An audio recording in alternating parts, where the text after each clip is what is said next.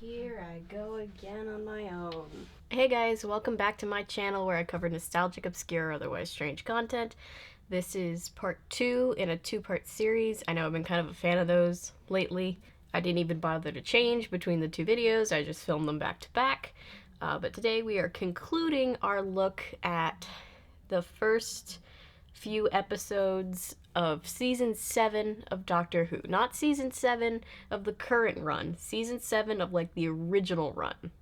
These aired in 1970. They starred Jon Pertwee as the Doctor himself. This was back in the day when Doctor Who episodes were only a half hour long, so we covered episodes 1 and 2 in the last video. Go check that out if you haven't, so that this will make more sense, unless you just want to vibe. Today we're going to be concluding this arc called The Spearhead from Space with episodes 3 and 4. If you remember from where we left off last time, the mannequin alien monster things were just starting to fully take over and threaten people's lives. They've killed at least one person we know of. Very, very not cool. Oh yeah, I don't think I really talked about this that much in the last video. They have these like weapons in their hands, if you don't know, or like their fingers detach from the rest of their hand and then it's a gun. Super weird. Luckily this particular guy manages to get away from the mannequin alien trying to kill him, and the mannequin alien backs off when it sees its boss.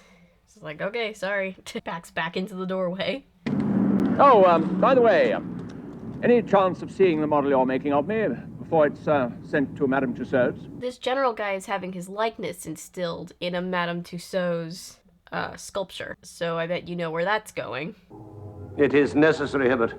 Yes, necessary. That guy who's bossing around all the mannequins is also still mind-controlling this poor guy. Send an Auton. But it will kill him. Poor guy. Help me! That looked like such a fun little fall to do. Like, it looks like he had a cushy landing and he just got to, like, throw himself down on the ground. I love that. Just seen more of them soldiers coming through the village. This guy's chopping wood and still arguing with his wife. Killed? Who got killed? The soldier who was driving. They reckoned his neck was broke clean through. Ooh, that's not good. Okay, guys, don't waterboard him. He's been through a lot already. Are you getting a reading? Nope. The doctor is working with the science lady. I should know her name by now. I forget. I'm sorry. We've tried a dozen different methods of analysis and haven't identified a single element. They're not making any progress trying to figure out where these glowing orbs from space came from or what they really are. We've got to get this material analyzed. And you can do that with your equipment. Child's play. So the doctor's like, hey, if you get my key back for the TARDIS and let me go in there, I can get some gear from my lab and we can have this finished in no time. Here, what are you doing? Civilian here, sir. Wants to know how much reward for finding a thunderbolt. This guy's terrified at the thought of the aliens reclaiming their orbs, seeing as he has one stolen in his shed.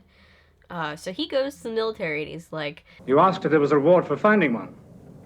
That's right. So you know where to find one. I never said that, sir. I'm not saying I have one of the orbs, but if I did, would you pay me money for it? Yes? Can I have a word with you, Brigadier? Not now, I'm busy. So the science lady goes to retrieve the key from her boss's office. Her boss, who's talking to the guy that almost got killed by the mannequin, just kind of waves her off and is like, psh, no, I've got more important things to do over here. So she steals it. You should see the hole it blasted in the wall. Just no trouble with it at all. You would think he would be a little bit more observant. I'm afraid he's going to be awfully cross with you. The doctor gets back in the TARDIS. Her boss catches up to her. She's like, hey, he just needed some gear. And it is his TARDIS. He needed some equipment. Equipment? I had no idea you could be so gullible. And her boss is like, he doesn't need gear. He's just trying to leave, genius. Which he does indeed try to leave, but TARDIS is kind of busted, so he's stuck there anyway.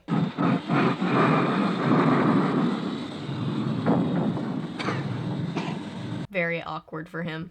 I wanted to see if control. Doctor, you tricked me. Yes. He just has no fucks to give. I love it. I couldn't escape now if I wanted to. They've trapped me here. Who have? That mean, despicable, underhanded lot. Realizing that he's been trapped there for the time being, he has no choice but to help them catch these aliens. But this other man who came in. Did you find out who the other man was? Yes. His name's Channing. The guy that survived the alien attack is like, hey, that guy that you guys are suspicious about? Now, he seemed to have some sort of mental hold over George. Almost as if he was hypnotized. Yeah, I think he's hypnotizing my boss. You guys should really do something about that. I think perhaps a visit to that plastics factory would be in order, don't you? The doctor's like, we should head back to the plastics factory. Meanwhile, the guy who's trying to make a deal with the army, because he has the orb, he's trying to bargain and not really doing so well at it. So you do know where there is one? I might. Celia, I'm not going to bargain with you. Meanwhile, his wife is unlocking the chest that has the glowing orb in it and is about to figure out that he has it. It's less than 2 miles away. Once she gets this open, it sends a signal to the bad guy's equipment that, hey, we now know where one of the orbs is, and one of the creepy mannequin dudes kind of lumbers out there to get it back. In a trunk. Couldn't think of no other place to hide it. Meanwhile, her husband breaks down and tells these army men that he has one of these super dangerous orbs from space in a trunk in his shed. Don't you realize these things might be dangerous? They're like, bro, what?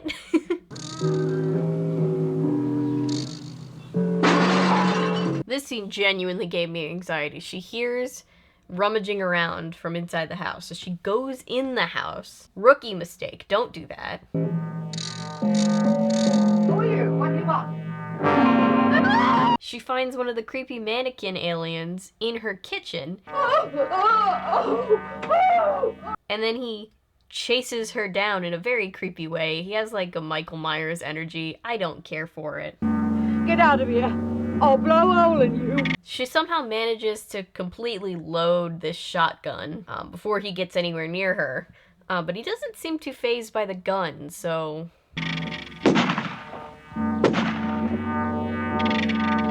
Something tells me this plan isn't really going to pan out the way she's thinking it will. No.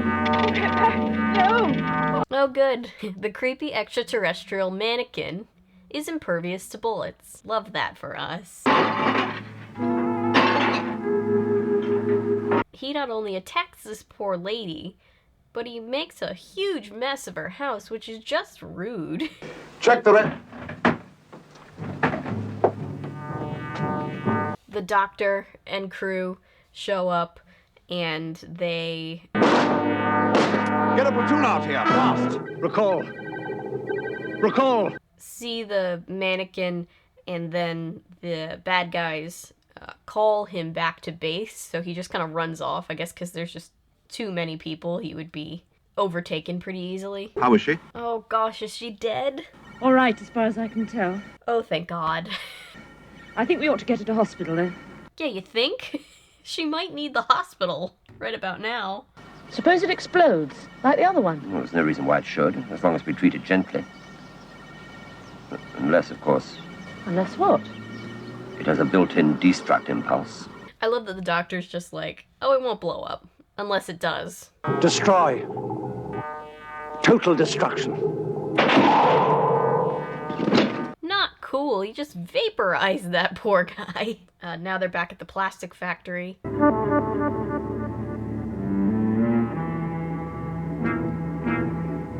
Oh boy, what a shot that is. What exactly are you making here? Plastic dolls, of course, but our new line is display mannequins for shops. We send them all over the country. So they go back to the guy that's being hypnotized, and then they're like, hey, we think you're manufacturing mannequin alien dolls that come to life. And he's like, psh, no, we're not doing that. And can these mannequins actually move? Well, they're flexible. Which, like, what else is he gonna say? Yes, I do have a bunch of live mannequins right back here. They've already killed 3 people. Come over here, you two. Look at this. Have you got something? What does that thing do? It measures mental activity. The doctor manages to hook the orb up to this machine and figure out that it has mental activity. You mean there's some form of intelligence inside that globe? Yes. So it's a thinking glowing orb from outer space. What's that, Stuart? Autoplastics. Yes, I was there about 2 hours. Why? They call this general guy from before to tell him what's going on.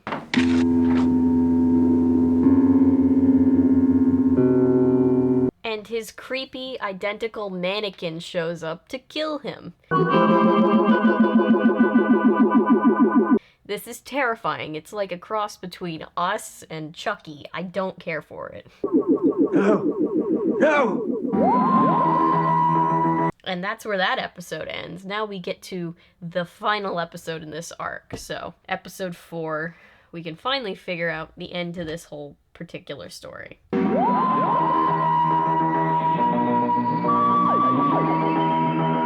I do love that they never tried to, like, do anything to update the Doctor Who intro. It's just so iconic. I'm glad they didn't mess it up when they rebooted it. Well, it appears that in there we have what one might loosely call a brain.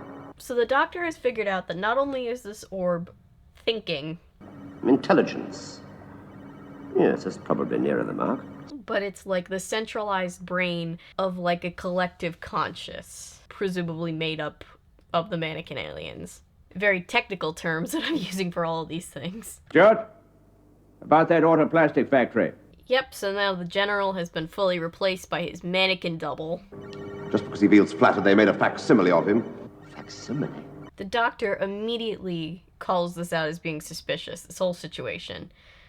So they go to Madame Tussauds and they look at the General's wax figure. Doctor, what are you doing? Shh.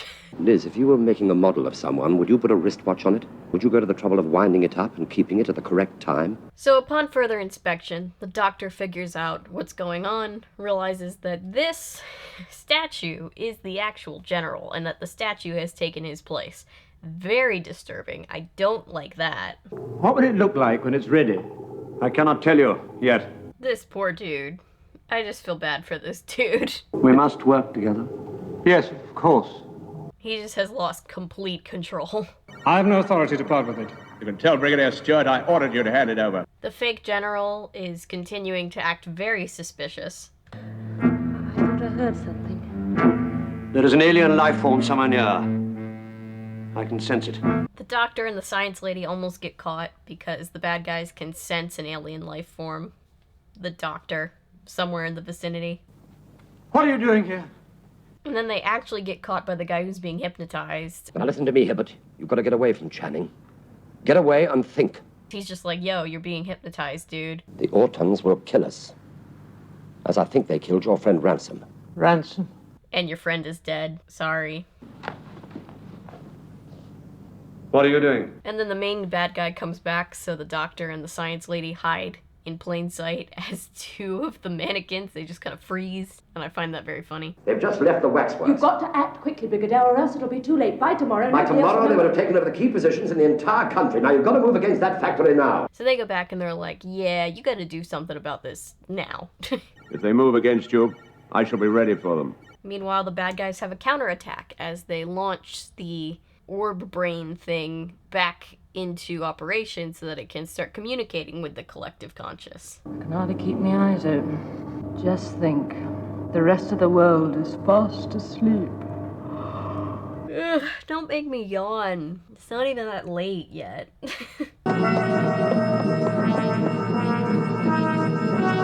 Oh boy, and now all shit's breaking loose as like all the mannequins in town come to life.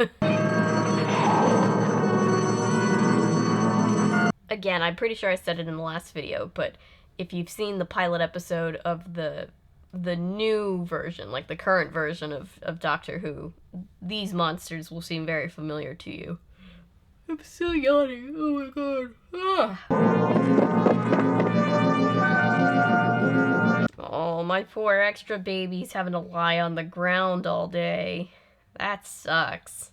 I'm trying to devise a weapon that we can use against them. The doctor has built a weapon to take them all out. He's not getting a whole lot of help from the military. Well, how many men can you raise? Just my headquarters staff. Well then, that'll have to do, won't it? But he's managing.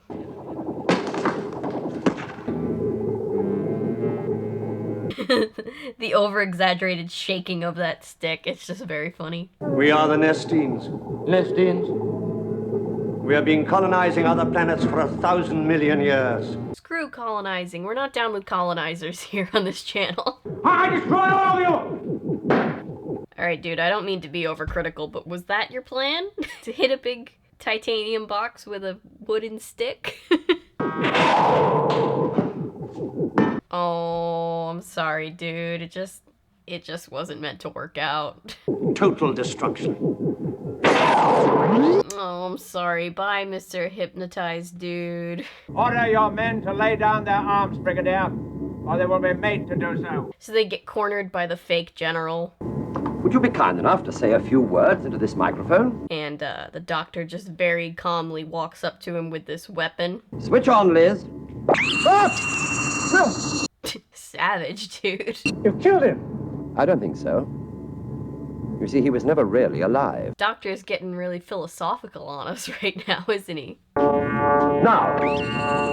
Well, there we are, my dear Liz. Oh, Liz. Her name is Liz. So the doctor and Liz go into the plastic factory, take down another mannequin or two on the way to kind of set this weapon up in the epicenter and just take out everybody, because if they can take out the orb that's like the brain, they can, you know, take out all the mannequin, alien, evil people. I'm not entirely sure how they're so indestructible if they're made out of actual plastic, but I don't know. Good gracious. What on earth is this thing? Doesn't it look like a baby Demogorgon? Is that what you look like on your own planet? No. So while this conversation's happening inside, the army is having a shoot-off with one of the mannequins. And the mannequin's just destroying everything in its path. Featured extras are just tipping over left and right. Switch on, Liz. Liz, switch on! And then the doctor points his weapon at the main bad guy, and he's like, switch it on, Liz. And Liz is like, shit, it's not working, Doc. Well, what's wrong with it? Oh, doctor, the tentacle. Oh, look out for the tentacle got the doctor. I actually really like the way that the old school practical effects work with the whole Doctor Who vibe. It's nice. Gives it charm. I like it.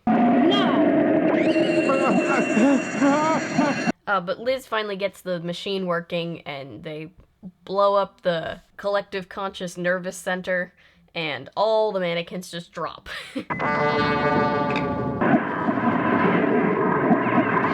I like that the doctor is more annoyed than scared at the fact that he almost got strangled to death by a giant octopus thing. Will they try again? Possibly.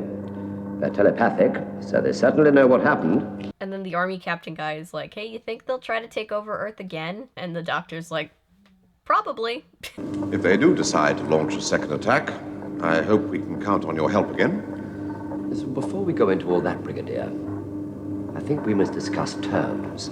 And the other guy's just like, ha, glad we can count on you, hey, Doc? And Doc's like, wait just a minute, let's go over some terms. The doctor doesn't have a union, so he's got to work out his workers' rights on his own. My dear chap, I don't want money. I've got no use for the stuff. Then what do you want? More facilities to repair the TARDIS. So because he's a doctor, he doesn't want to get paid in money, but he does want access to their lab and the tools that he needs to fix the TARDIS. And stuff like that. Is that all? My goodness, no. And then they're just like, okay, is that it? And he's like, ha, you wish. Don't you realize that when I was stranded on this little planet of yours, I had nothing but these clothes that oh my goodness. What is it, Doctor? Well, I've just realized I don't even own these. I borrowed them. The moment of realization that even his clothes aren't his. But he's pulling off look fantastically. I took to that car. It had character. No, Doctor. I love that he took a liking to the car. The man has a spaceship, and he's like, I like that old school car, though. That car must be returned to its owner. Must it? Still, there's no reason why you couldn't find me something similar So they bargain down to like getting him a similar car to the one that he stole. When can we go and choose it? Not yet. And I love that he just wants to go pick it out right now, and they're like, hang on, we gotta do some paperwork first. I don't even know your name. Smith. Dr. John Smith. Yeah, you're never gonna know his name, sir. I'm sorry. And that, ladies and gentlemen, is the end of another two-part series on this channel. Is it really a series if there's only 2 of them? Maybe it's an event, like a 2-part special event. But I hope you guys have enjoyed this, whether or not you're a die-hard Doctor Who fan yourself. I'd like to thank Sophie Bruner once again for recommending these episodes. They were really fun. I've never gotten to watch any old school Doctor Who episodes, so it's like new territory for me, but also I'm a fan of the current series, so it's also familiar. This is a very good iteration of the Doctor, so yeah, it's just a lot of fun, so thank you. I hope you guys have all liked this video and the last video. Thank you for bearing with me while I do these 2-parters. I'm gonna go back to just normal single videos for a while, but thank you for being here. Thank you for watching, liking, commenting, subscribing, sharing. Everything you do to support this channel means the world to me. If you're new here and you're a fan of nonsense, maybe consider sticking around because I post nonsense all the time. And remember, my name is Avery. I'm a YouTuber if you say so, because thanks to you guys, this is technically a YouTube channel. Bye!